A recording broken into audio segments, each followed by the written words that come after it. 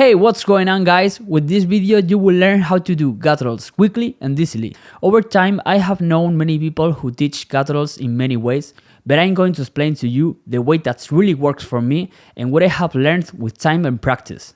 For those of you who don't know what's a guttural, it's a vocal technique that's usually used in the hardest and aggressive music like metal or any of its variants. The sound of the guttural is produced by the false chords that are just behind our vocal cords.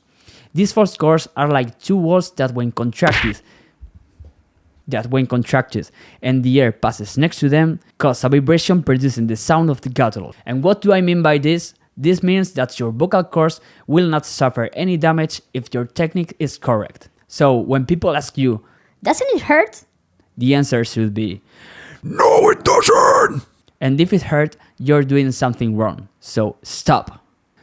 Okay, now I'm going to explain the two most basic types of gutturals, inhaled and exhaled. My tip is to start with inhaled, because I consider this technique the easiest and fastest when it comes to get results. In fact, it's the first technique that I learned. Let's start with the inhaled gutturals. These are caused by inhaling air. I'm going to explain my tips and my tricks, which I have been able from my own experience and practice. Very important, I want you to try to imitate every sound I make. And another super important thing, water. Always have a bottle of water on hand to hydrate. To make a good inhaled guttural, it's important to distinguish between the amount of air we put in and the amount of force we exert to contract the larynx. Once these are balanced, our guttural will sound perfect. The first thing I want you to do to get that sound is to imitate this.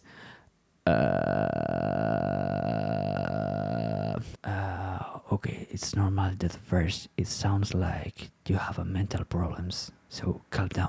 What you have to do when you have this sound is to find that balance between the air and the force. I'm going to give you an example of this.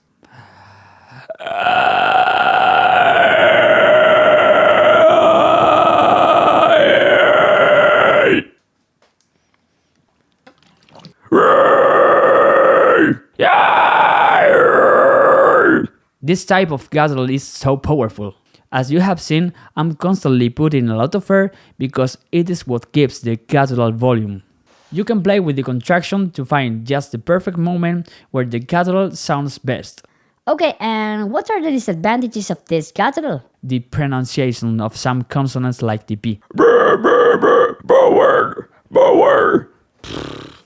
It can be done right. Now I'm going to explain the exhaled gutturals that are produced by the expulsion of air. This technique is the most used by any band. In fact, inhaled gutturals aren't usually done as much as exhaled ones. It isn't better or worse, it's just different. As I said before, I'm going to explain the trick that's really worked for me. No one has told me how I should do it or what steps are. I'm going to explain what worked for me. What worked for me was when someone told me, "Imagine you're shitting." And this is the trick. The first step you have to do is choose a note in which you're comfortable. Okay, the second step is to make the change from normal voice to hoarse voice. When we make the change and you say on the hoarse part, it's just the moment when you have to do that I told before. Basically, imagine you're shitting. What happens then? You're producing a contraction in the abdomen.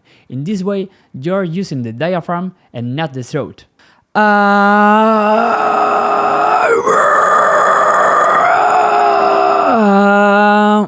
It's very useful to make faces when you're doing the guttural.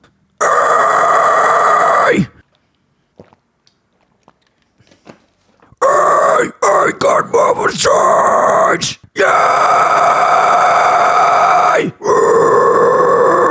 In summary, there are 3 steps you have to achieve. 1. Normal voice. 2. Change to hoarse voice. And 3. Tighten the abdomen.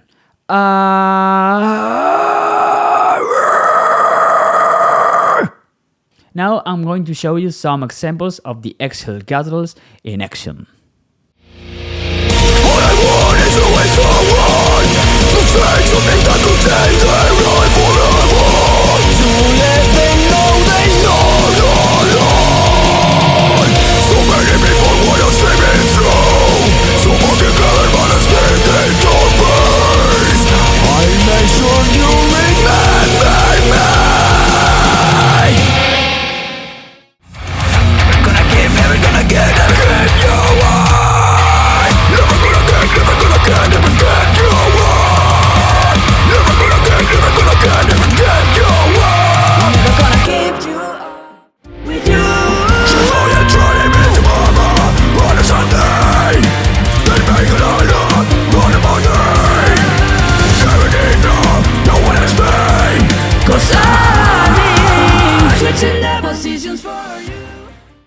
I hope you liked it and found it useful. Don't hesitate to ask me anything, any doubt or question about the Gutturals, because I will answer you gladly. If you liked, don't forget to share this video, subscribe and give a good like. Goodbye!